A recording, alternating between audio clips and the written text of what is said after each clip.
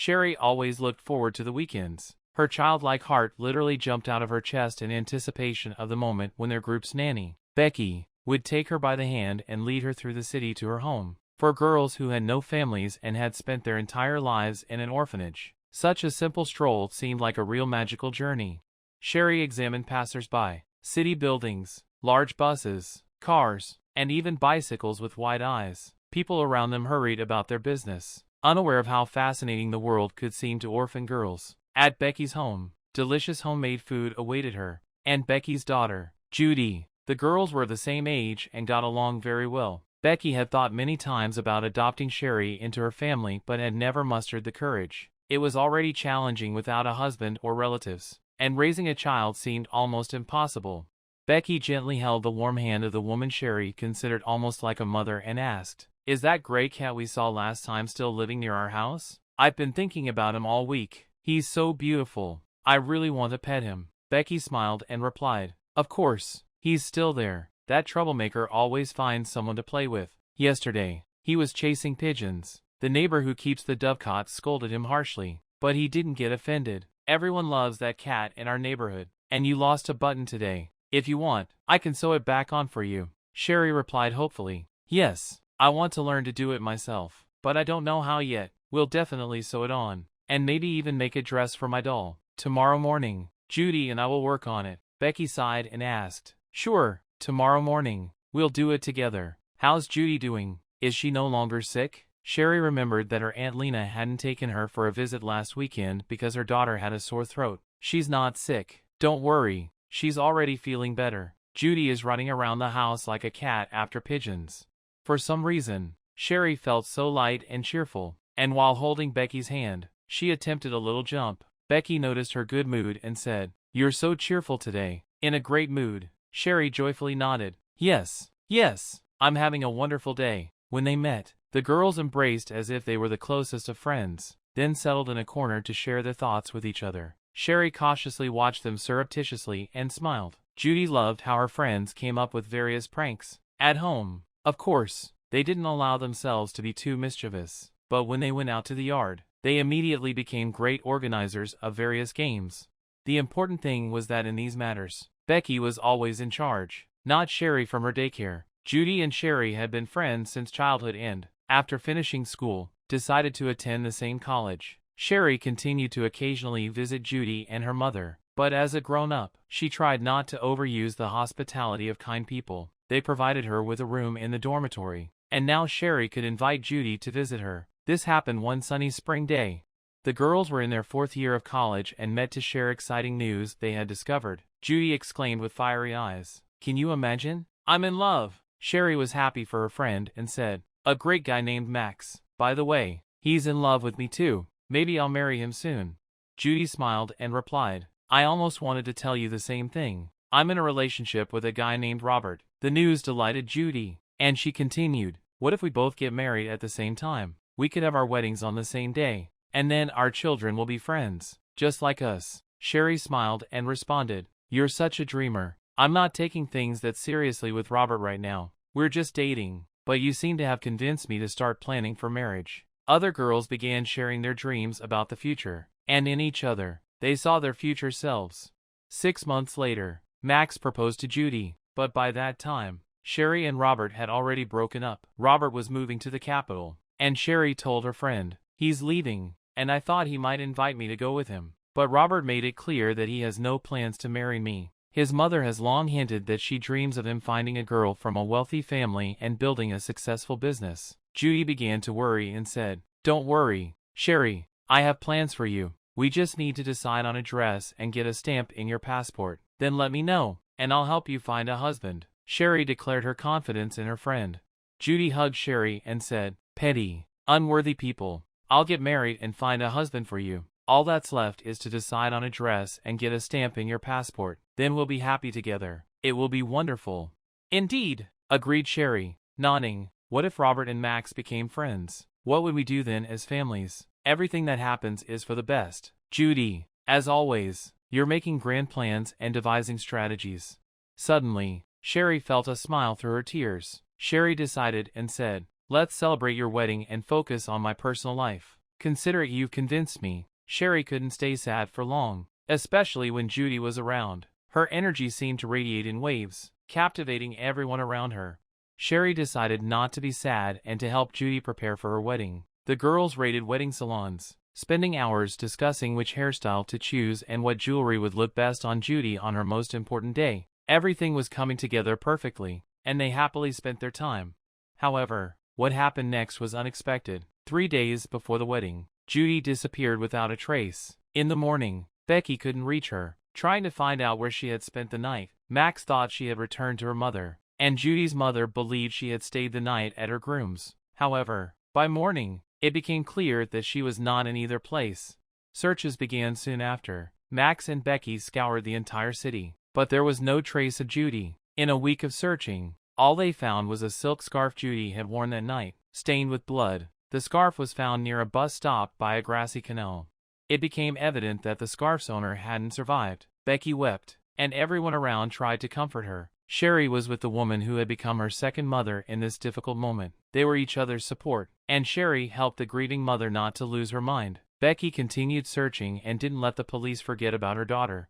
However, over time, no new information about the missing girl emerged. The police couldn't declare her dead since her body was not found, but they still couldn't find her. Becky asked Sherry, "Have you seen Max lately? Maybe he remembers something about our friend's fiancé." Sherry thought for a moment and replied, "Max has been doing really poorly lately." As long as there was still hope that they'd find Judy.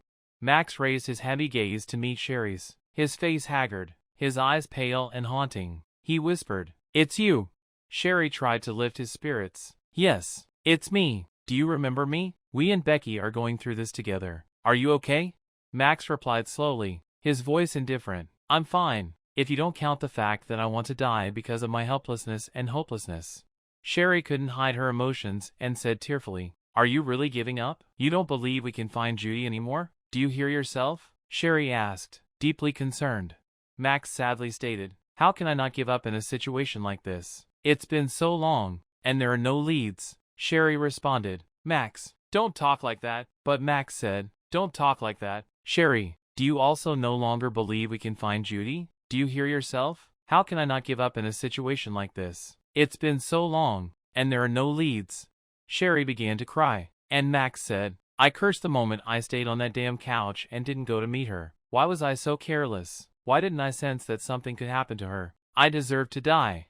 Sherry tried to comfort him again, but her words lacked power. She realized that she, too, had lost faith and deep down had come to terms with Judy's absence. Even though they were practically strangers to each other, sitting on the ash-covered, alcohol-soaked couch, they cried and understood each other better than anyone else.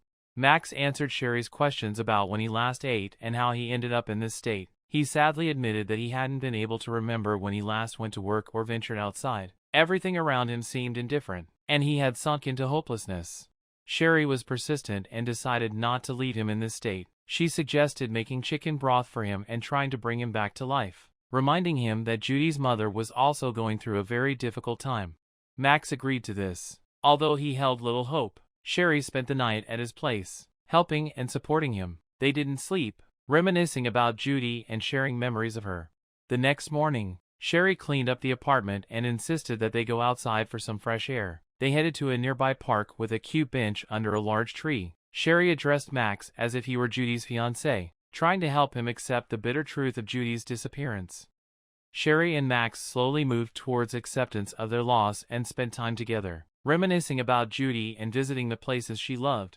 Max and Sherry remembered those simple and sweet moments from their lives, all connected by their shared love for the dear girl, Judy. Max returned to work, and although their emotional wounds, though not fully healed, became less painful, the echoes of their terrible loss remained. But time slowly mended their hearts. They didn't forget about Becky, but they learned to live without Judy, filling their lives with routine and simple joys.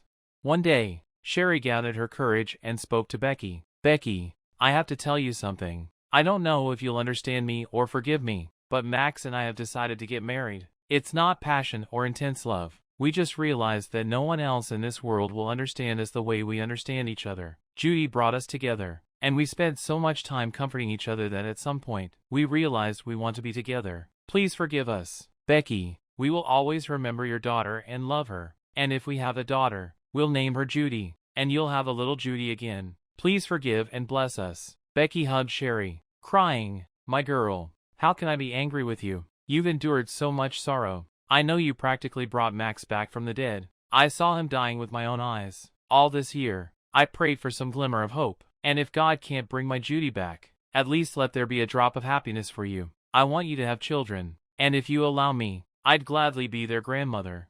Max and Sherry didn't have a big wedding. They quietly got married and started living together. Soon, they had a son, whom they named after his father, and a few years later, a girl named Judy, as promised by Becky. Little Judy turned out to be much like the part that got her name. Little Judy was a lively and cheerful girl, and she enjoyed playing with her brother. Little Judy kept him on his toes, just like Becky and her Judy did.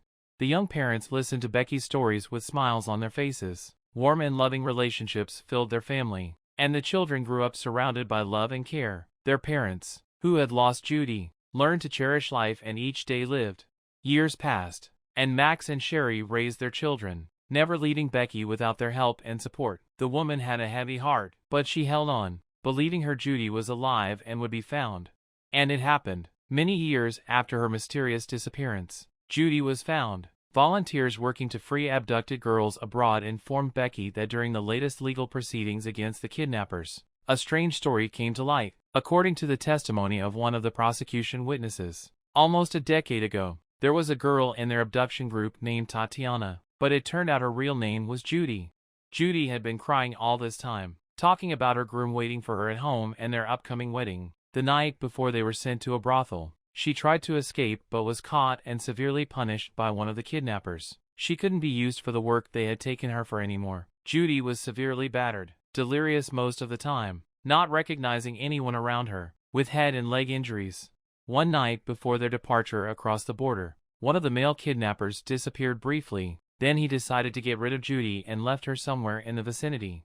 The police began searching for Judy's remains, but they couldn't find them. Instead, in one of the regions where affluent people had settled in the 1970s, Judy was found alive. This woman's name was Rada, and she was in critical condition. She was found almost dead, and the police were connected to the crime. However, a local wealthy man who knew about the police investigation chose not to report the discovery.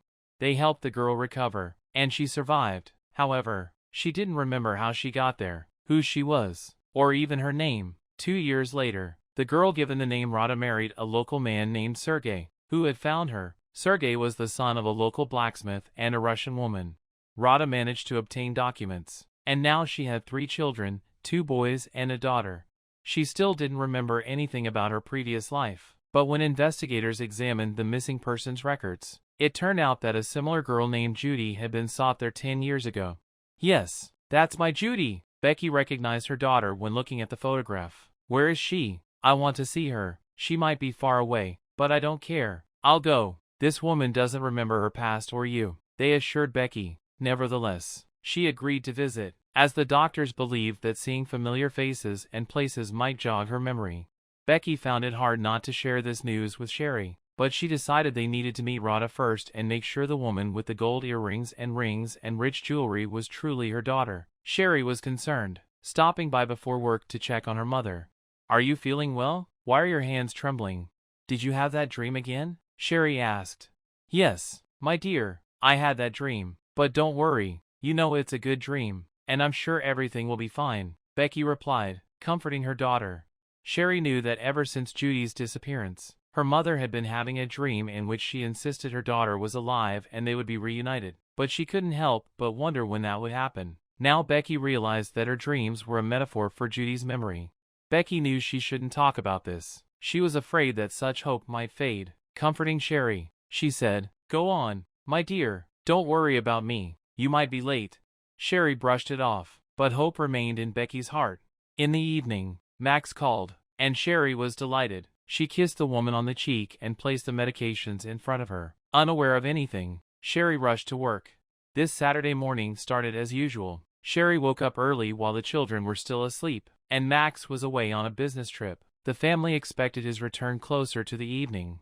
After her morning run in the empty park, Sherry hurried to the kitchen. "I'll prepare breakfast quickly, and then something delicious for the children and Max. He loves to eat more." What else should I make? My signature dish and, of course, a cake. But the cake. With Judy. She won't forgive me if I make it myself. Suddenly, there was a faint knock on the door. Sherry guessed that it might be a family member, but she couldn't determine who exactly.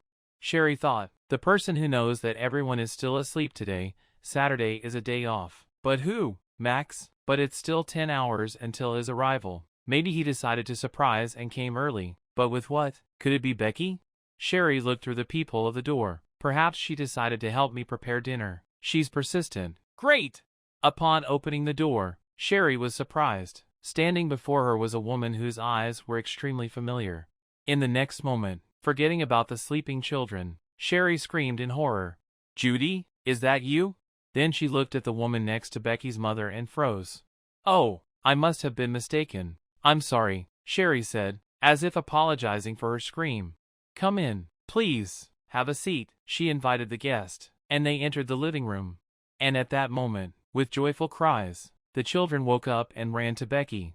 We didn't expect you so early, but we're still so happy, little Judy said cheerfully. Don't you want to say hello to Judy? Becky's voice chimed in. Sherry, my dear friend, introduce me to your little ones, Judy's voice said, who had disappeared 10 years ago. Yes, it was Judy who arrived at her mother's the night before. Seeing the familiar walls, she suddenly remembered everything. As the doctors had predicted, the incredible power of human memory, Sherry thought, not letting go of Judy from her embrace. They talked all night, joyfully reunited. There was so much to tell each other. Becky looked through photos and videos from Judy's wedding, of their 3 grandchildren, how they each came into the world, took their first steps, and saw the oldest one off to his first grade. Judy, these are Max's children, Sherry confessed. I know everything. Mom told me everything. I have a wonderful family too, a husband and 3 children. Sherry breathed a sigh of relief. You're not drawing cats on the neighboring doors anymore, are you? I've gained some weight, and in case I need to run away, I won't make it. Now my kids take care of that. They misbehave almost every day and get in trouble with the neighbors. By the way, how old are your kids? 8 and 6? Sherry asked. Yes, Judy replied.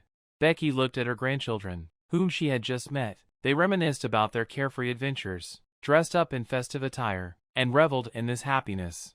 Joy had come to Becky's home at a time when almost no one believed it would. She couldn't even imagine that happiness would multiply many times over in the form of her grandchildren, whom Becky had longed to see and embrace.